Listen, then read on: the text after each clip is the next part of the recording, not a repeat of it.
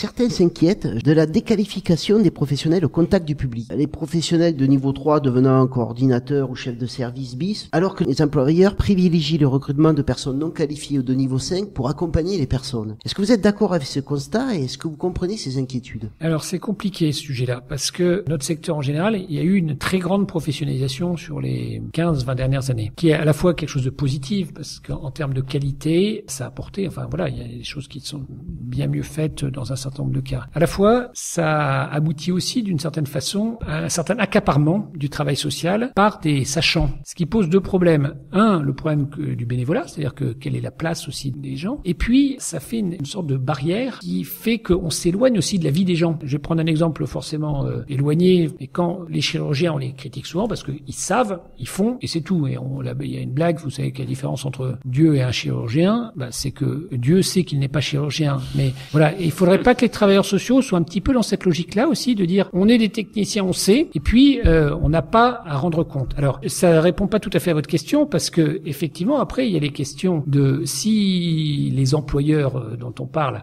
avaient les moyens, ils seraient très largement contents d'avoir des gens plus qualifiés et de les embaucher plutôt que des gens moins qualifiés. Mais ça pose vraiment cette question de qui peut intervenir et comment auprès du public aussi. Est-ce qu'il y a toujours besoin qu'il y ait un très haut niveau de qualification ou est-ce que dans un certain nombre de cas, un accompagnement peut se faire par des gens qui sont peut-être moins techniquement qualifiés mais qui vont avoir aussi une proximité avec les gens, avec le public qui peut être différent. Donc là-dessus, c'est un sujet extrêmement sensible qui dans le cadre du plan d'action là pour des états généraux du travail social a fait l'objet de beaucoup de débats parce que il faudrait pas que ça devienne aussi une réaction catégorielle des travailleurs sociaux pour défendre leur bout de gras au risque que ça soit aux dépens de certains.